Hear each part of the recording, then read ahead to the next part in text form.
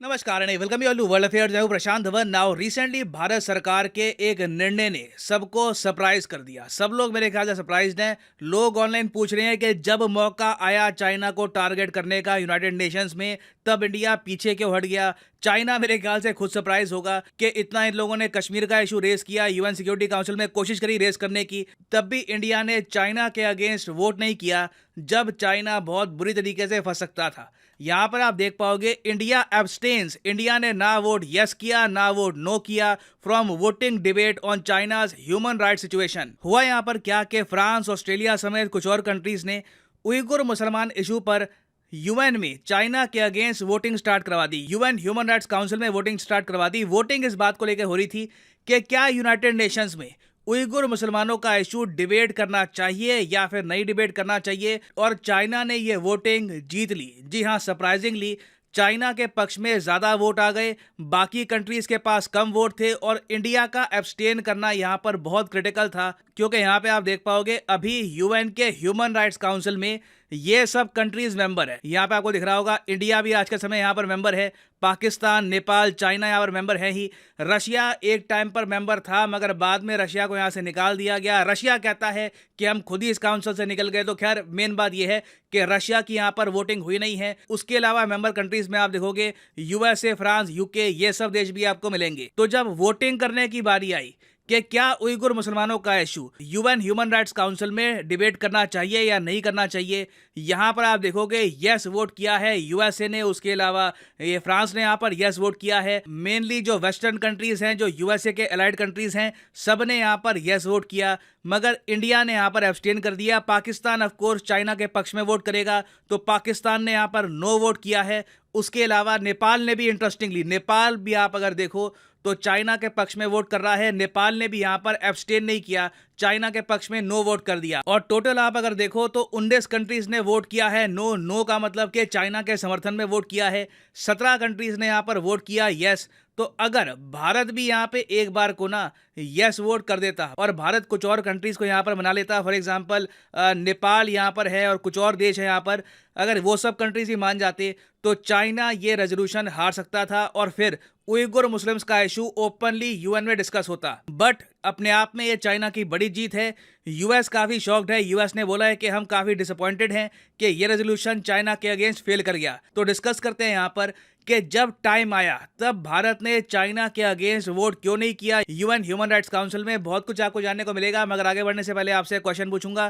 Question यहाँ पर यह है कि हाल ही में कितनी यूक्रेन की टेरिटरीज रशिया ने अनेक्स कर ली है। ये तो आपको पता है कि यूक्रेन का बहुत बड़ा हिस्सा रशिया ने कब्जा लिया है, मगर टोटल कितनी टेरिटरीज थी यूक्रेन की जो अब रशियन फेडरेशन का पार्ट बन चुकी है। ये है यहाँ पे आपकी ऑप्शन 5, 4, 7 या फिर 8। कमेंट सेक्शन में करिए उत्तर। सही आंसर मैं आपको दूंगा वीडियो के अंत में। नाउ जब से 2022 स्टार्ट हुआ है हमने एक पैटर्न देखा है कि यूनाइटेड नेशंस काफी एक्टिवली चाइना को टारगेट कर रहा है उइगुर मुस्लिम्स के इशू को लेकर। यूएन ने इस पर एक रिपोर्ट भी पब्लिश करी जहां पर लिखा हुआ है कि बड़े स्केल पर ह्यूमन राइट्स का वायलेशन किया जा रहा है। उइगुर मुस्लिम्स अपना रिलीजन प्रैक्टिस नहीं कर पा रहे। कॉन्सेंट्रेशन कैंप्स की भी यहां पर बात करी गई और इसी वोट के आधार पर जो पश्चिमी कंट्रीज हैं उन्होंने डिसाइड किया कि अब चाइना को कॉर्नर करने का टाइम आ गया है। चाइना इतना बड़े स्केल पर ह्यूमन राइट्स वायलेशन करके बच नहीं सकता। बट शॉकिंग बात यहां पर यह थी कि इंडिया लास्ट मोमेंट पर बिल्कुल पीछे हट गया। हमने चाइना के अगेंस्ट वोट किया नहीं और उससे भी अजीब बात यह है कि इंडिया ने एब्सटेन करके चाइना के खिलाफ वोट ना करने के बाद ना हमने कुछ एक्सप्लेनेशन प्रोवाइड नहीं करी। भारत सरकार की आप अगर देखो तो कुछ खास एक्सप्लेनेशन आई नहीं है कि हमने बेसिकली ये किया क्यों है, what is the reason behind this, हमने क्या सोचकर फाइनली चाइना को टारगेट नहीं किया। ना वैसे आप अगर मुझसे पूछें कि रीजंस क्या हो सकते हैं तो रीजन यहाँ पे प्राइमरली 2-3 है। पहला रीजन तो यहाँ पर यह है कि इंडिया ने ट्रेडिशनली कभी भी किसी एक कंट्री स्पेसिफिक रेजोल्यूशन पर वोट किया नहीं है यूएन ह्यूमन राइट्स काउंसिल में। दूसरी बात यहाँ पर यह है, आप नोटिस करिए कि यूएन ह्यूमन राइट्स काउंसिल में इस टाइप की जो वोटिंग है ना कि मान लो जी कश्मीर के इशू को लेकर ऐसे डिबेट होगा, ऐसी वोटिंग कभी हुई नहीं है, क्योंकि ना पश्चिमी कंट्रीज ने ना कभी चाइना ने ऐसा प्रपोजल सामने रखा है। तो यूएन ह्यूमन राइट्स काउंसिल के इशू को लेकर आप अगर देखो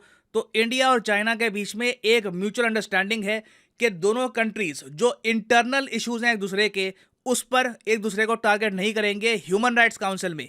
हाँ, बाकी ये है यूएन सिक्योरिटी काउंसिल में आप अगर देखो तो चाइना ने काफ़ी बार कश्मीर का इशू रेज करने की कोशिश करी, हमेशा उनको ब्लॉक कर दिया गया। मगर आप नोटिस करोगे एक दो बार चाइना की कोशिश के बाद वो आगे सक्सेसफुल हो नहीं पाए। मगर बाकी जगह आप अगर देखो, पाकिस्तान के आतंकवादियों को डिफेंड करने के मामले में चाइना अपने यूएन सिक्योरिटी काउंसिल में होने का फायदा पूरा उठाता है और काफी बार इंडिया के प्रपोजल्स ब्लॉक कर चुका है आतंकवादियों को ब्लैकलिस्ट करने के मामले में। तो क्लियरली इंडिया और चाइना की जो अंडरस्टैंडिंग है वो ये है कि जो कंट्री के अंदर हो रहा है वो इंटरनल इश्यूज हो गए, वहां पर इंडिया चाइना एक दूसरे को टारगेट नहीं करेंगे। मगर पाकिस्तान की जहां पे बात आती है वहां पर ऑफकोर्स चाइना अपनी जो दोस्ती है पाकिस्तान की तरफ वो दिखाएगा, पाकिस्तान के आतंकवादियों को डिफेंड करेगा और इंडिया ऑफकोर्स कोशिश करेगा कि आतंकवादियों के जो एसेट्स हैं, जो भी फाइनेंस उनका जहां से उनको मिल रहा है, ये फ्रीज कर दिया जाए। और एक इंटरेस्टिंग बात वैसे मैं आपको ये बताऊं, चाइना ने एक इंडिकेशन ये भी दे रही थी कि जिस तरीके से चाइना को टारगेट किया जा रहा है उइगुर मुसलमानों के इशू को लेकर,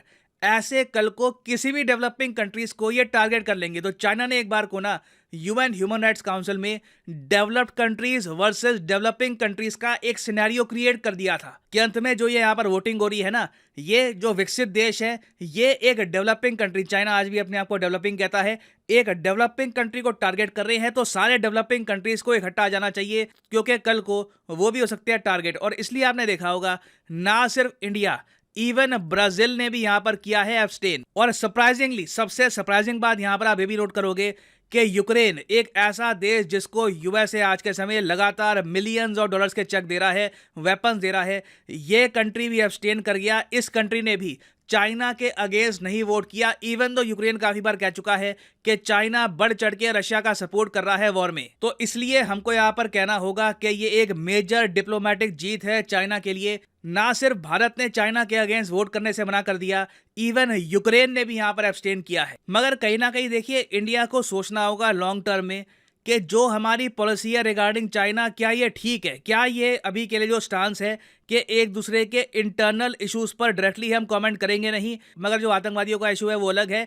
यहाँ पे इंडिया को सोचना होगा कि क्या हम जेन्युइनली चाइना के साथ प्रॉपर तरीके से डील कर रहे हैं या नहीं। क्योंकि मैं आपको ये बता दूं कि जब भी क्वाड कंट्रीज इकट्ठा होती है तब चारों क्वाड कंट्रीज खुल के चाइना की आलोचना भी नहीं करती इंडिया की वजह से। जी हाँ, अभी रिसेंटली देखा गया कि एक मीटिंग हुई यूएस, जापान और ऑस्ट्रेलिया के रक्षा मंत्रियों की, सबने मिलकर कहा कि हम चाइना के अगेंस्ट खड़े होंगे। लिटरली चाइना का नाम लिया और ये कहा कि हम कसम खाते हैं कि चाइना के अग्रेसिव बुलिंग बिहेवियर के अगेंस्ट हम खड़े होंगे। अगर इस मीटिंग में भारत होता ना तो चाइना का नाम आता ही ना। आप देखोगे क्वाड की मीटिंग में आज तक मैक्सिमम इंडिया ने ये कहा है कि चाइना ने बॉर्डर पैक्ट्स को ऑनर नहीं किया। ये ऑफ कोर्स यहाँ पे हम बात कर रहे हैं गलवान वैली की, उसके बाद चाइना की तरफ से जो गोलियां चलाई गई थी थोड़ी बहुत हवा में, उसकी हम यहाँ पे बात कर रहे हैं। मगर इन सब चीज़ों के अलावा हमने डायरेक्टली कभी चाइना को टारगेट किया नहीं है। तो परहैप्स अब टाइम आ चुका है कि हम ज़्यादा प्रोएक्टिव रहे चाइना के अगेंस्ट यूएन में, क्योंकि क्लियरली चाइना जो आतंकवादियों को बचा रहा है पाकिस्तान में,